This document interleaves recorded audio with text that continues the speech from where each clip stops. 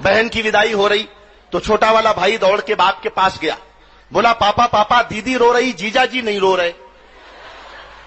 तो बाप ने समझाया, बेटा दीदी तो केवल गेट तक रोएगी, जीजा जी को तो जिंदगी भर रोना ही है। शादी के बाद प्यार रहता है या नहीं रहता कोई गारंटी नहीं है। हमारे एक मित्र चमन लाल, उनकी पत्नी को रहता है बस इसी बात का मलाल कि जब भी वो किसी कार्यक्रम या समारोह में जाते हैं तो पत्नी को साथ नहीं लेकर जाते हैं। अच्छा, इसकी पूछी वजह तो बोले दिमाग मत चाटो सुबह सुबह, अरे आप ही हमारी पत्नी को समझाइए, दिल्ली में कानून बना है 15 साल पुराने वाहन सड़कों पर मत लाइए। जाती है प्यार के बाद। तो एक आदमी ने भगवान से कहा, भगवान आप एक आशीर्वाद दे दो, मेरी मेमोरी डिलीट कर दो। तो भगवान ने उस आदमी की सारी मेमोरी डिलीट कर दी। फिर इससे पूछा भगवान ने, बेटा अब भी कुछ याद है क्या? वो बोला साहब केवल बीवी का नाम याद है।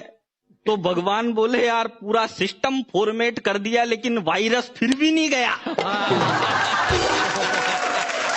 मैंने शोध किया और शोध करके एक ऐसा विभाग ढूंढ के निकाला जिसमें दावे के साथ कह सकता हूं आपने कभी किसी महिला को काम करते नहीं देखा होगा।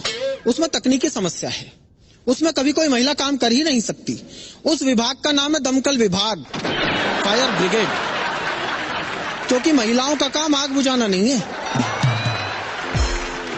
ये सिर्फ वे लोग तालियां बजा रहे हैं जिनके घर में लगी हुई है। नहीं, अगली का एक सूत्री कार्यक्रम होता है, आंख खुलते ही सामने वाले को ऐसी टेंशन दे दो अगला दिन भर घुट घुट के जिए।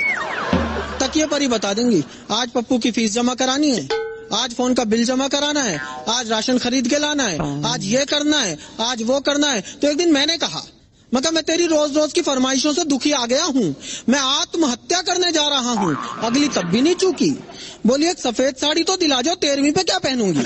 2 आदमियों में झगड़ा हो गया तो एक ने कहा ऐसा मुक्का मारूंगा मैं तेरे 32 दांत निकाल लूंगा, दूसरा बोला मैं ऐसा मारूंगा 64 निकाल लूंगा।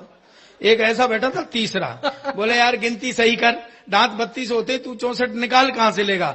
वो बोला मुझे पता थी तू बीच में बोलेगा।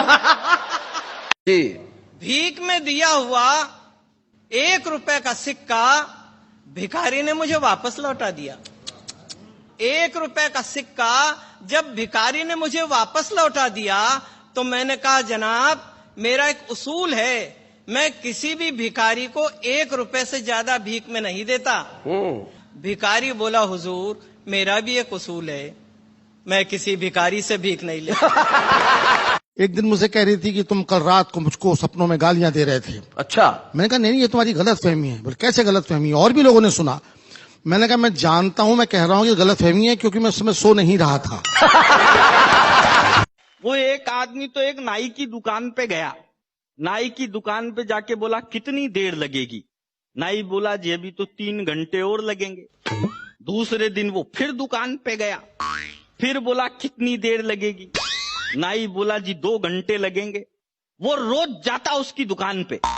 तो एक दिन नाई ने नौकर से पूछा यार ये आदमी रोज आता है, न तो शेविंग करवाता है न कटिंग करवाता है, केवल टाइम पूछ के चला जाता है, इसके पीछे जा, आखिर ये जाता कहां है? तो नौकर पीछे गया, आधे घंटे बाद वापिस आया। वापिस आते ही मालिक ने उससे पूछा रे नौकर बताओ आदमी कहां जाता है? तो नाई बोला, वो नौकर बोला साहब टाइम पूछ के आपके ही घर पे जाता है।